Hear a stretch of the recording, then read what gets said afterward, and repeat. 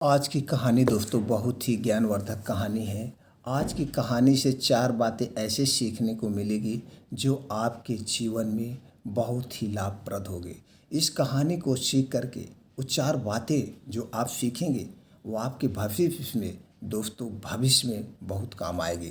तो आप सबका हमारे इस कहानी के चैनल पर एक बार फिर से स्वागत व अभिनंदन है दोस्तों। चलिए कहानी को शुरू करते हैं। एक बार की बात है, एक बाज अपनी पत्नी के साथ पहाड़ों के चट्टानों पर रहता था। तभी एक दिन उन्होंने सोचा क्यों न जंगल के बीच ही घोंसला बनाकर रहा जाए। जंगल में रहेंगे तो शिकार के लिए ज़्यादा मेहनत भी नहीं करनी पड़ेगी, क्योंकि जंगल में तो कई छोटे मोटे जानवर शिकार के लिए मिल ही जाएंगे। यह सोचकर बाज के इस जोड़े ने जंगल के एक सबसे ऊंचे पेड़ पर अपना घोंसला तैयार करना शुरू कर दिया। अब मौसम भी बदल चुका था। तभी एक दिन बाज की पत्नी ने घोंसले में अंडा दिए। बाजों का एक जोड़ा बहुत ही खुश था कि कुछ ही दिनों में उनके छोटे छोटे चूजे होंगे और वह उनके साथ एक साथ आसमान में उड़ेंगे।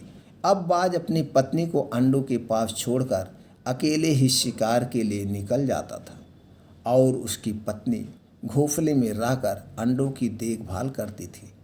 एक दिन जैसे ही वह बाज शिकार के लिए निकला तो उसने अपने घोंसलों वाले पेड़ के नीचे ही एक चूहे को देखा। बाज ने एक ही झटके में उस चूहे को अपने पंजों से दबोच लिया। तभी चूहा अपनी मौत को सामने देखकर घबरा गया और बोला, बाज भाई, आप तो पंछियों के राजा हैं, मुझ पर दया करो।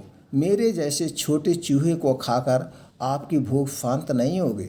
अगर आप मेरी जान बख्श दो तो मैं आपको एक ऐसी बात बता सकता हूँ जो आपके परिवार के लिए बहुत काम आएगी। बाज चूहे की ये बात सुनकर रुक गया और बोला कि ठीक है, बताओ तुम क्या कहना चाहते हो।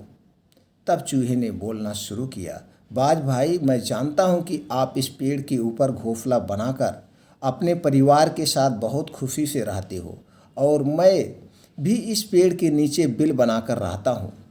तो बात यह है कि इस पेड़ की जड़ें बिल्कुल खोखली हो चुकी हैं और इस जड़ों को पकड़कर ज़मीन पर कभी भी कमज़ोर हो गई है, जिसकी वजह से इसलिए इस पेड़ की किसी भी समय गिर सकता है।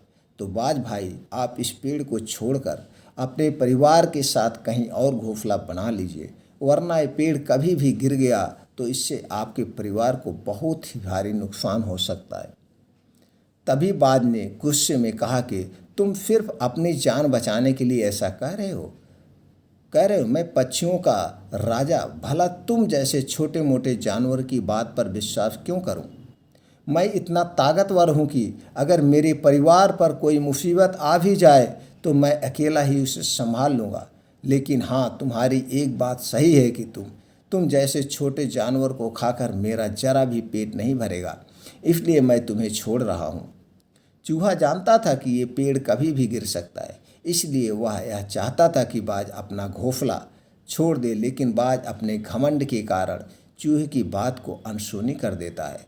लेकिन चूहे का मन ये सोचकर बहुत खुश था कि बाज ने उसे जिंदा छोड़ दिया था और उसे एक नई जिंदगी दी है। यह बाज का उस पर एक एहसान था। तभी अगले दिन जैसे ही बाज शिकार करने के लिए घोंसले से निकल पड़ा, वैसे ही पीछे से एक बड़ा नेवला पेड़ पर चढ़ गया और वह नेवला बाज के घोंसले तक पहुंच गया और अपने दांतों से बाज की पत्नी को डराने लगा। शायद उसकी इच्छा बाज के अंडों को खाने की थी।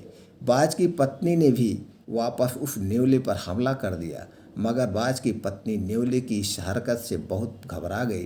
तो जैसे ही बाज वापस अपने घोंसले पर आया, तब उसकी पत्नी ने उसे सारी बात बताई और कहा, मुझे डर है कि वह नेवला फिर से हमारे अंडों पर हमला करेगा, इसीलिए हमें जल्दी ही यह पेड़ छोड़ देना चाहिए, क्योंकि मैं अपने बच्चों से बहुत प्यार करती हूँ। तभी बाज को भी लगा कि उसके अंडों को नेवला धोखे से खा सकता है, इसलिए तुरंत बाज और उसकी पत्नी मिलकर दोनों ने ही उस पेड़ से कुछ ही दूर पर अपना घोंसला बनाना शुरू कर दिया। और जैसे ही उन्होंने दूसरा घोंसला बनाना शुरू किया, वैसे ही अपने अंडों को पंजे में दबाकर वह दूसरे घोंसले में ले गए। अब बाज और उसकी पत्नी दूसरे घोंसले में आराम से रहने लगे। तभी उन्हें दूसरे घोंसले में पहुंचे हुए एक ही दिन निकला था कि शाम के समय तेज हवा चलने लगी। तभी उन्होंने देखा कि जिस पेड़ पर वह पहले रहते थे वह हवा की मार को नहीं झेल पाया और धड़ाम से जमीन पर बड़ी तेजी से गिर गया। वो पेड़ अपनी जड़ों के साथ ही पूरी तरह से उखड़ चुका था। तभी बाज को अचानक ही उस चूहे की कही हुई बात याद आई कि चूहे ने कहा था कि वह पेड़ जड़ों से बहुत कमज़ोर है और कभी भी गिर सकता है। लेकिन अब तो वो बाज अपना घोंसला बदल चुका था, इसलिए बाज और उसका पूरा परिवार सुरक्षित था। तभी अगले दिन सुबह वह चूहा बाज के नए घोंसले के नीचे पहुंचा और उसने बाज को आवाज़ लगाई और कहा, क्यों भाई बाज, तुम्हारा पूरा परिवार अब तो सुरक्षित है ना। चूहे के साथ वह नेवला भी था। चूहे और नेवले को एक साथ देखकर वह बाज सोच में पड़ गया। तब चूहे ने बोलना शुरू किया, हैरान मत हो पक्षियों के राजा बाज, भाई यह नेवला मेरा दोस्त है और इसने मेरी दोस्ती की खातिर ही तुम्हारे घोंसले पर हमला किया था और अपनी जान को जोखिम में भी डाला। यह सब मेरा प्लान था ताकि मैं तुम्हारी और तुम्हारे परिवार की जान बचा सकूं। मैंने ही भेजा था नेवले के तुम्हारे घोंसले पर हमला करने के लिए, और वह भी ठीक उसी समय जब तुम घोंसले पर नहीं थे, क्योंकि मैं जानता था कि उस समय तुम्हारी पत्नी अकेली होगी और वह नेवले से डर कर तुमसे घोंसला बदलने को ज़रूर कहोगी। और हमारा मकसद भी यही था कि तुम अपने परिवार को कहीं और लेकर चले जाओ ताकि तुम्हारे बच्चे सुरक्षित रहें। तभी यह सब बात सुनकर बाज बड़ी ही शर्मिंदगी महसूस कर रहा था कि उसने चूहों की बात नहीं मानी और अब उस बाज का घमंड भी चूर चूर हो चुका था। तभी उसने चूहे को धन्यवाद कहा। तो दोस्तों, आज की कहानी में हमें यह सिखाती है कि हम चाहे कितने भी काबिल, कितने भी होशियार, कितने भी ताकतवर ही क्यों ना हो जाएं, लेकिन हमें कभी भी अपने आप पर घमंड नहीं करना चाहिए और कभी भी किसी को छोटा या मामूली समझकर उसे कमज़ोर भी नहीं समझना चाहिए। दोस्तों, तो घमंडी बाज की आपको इस कहानी से क्या शिक्षा मिली, कमेंट सेक्शन में हमें ज़रूर बताएं। फिर ऐसी ही ज्ञानवर्धक कहानी लेकर हम आएंगे दूसरे वीडियो में। अगर ये कहानी आपको अच्छी लगी हो तो ज़्यादा से ज़्यादा लोगों तक ज़रूर शेयर करें।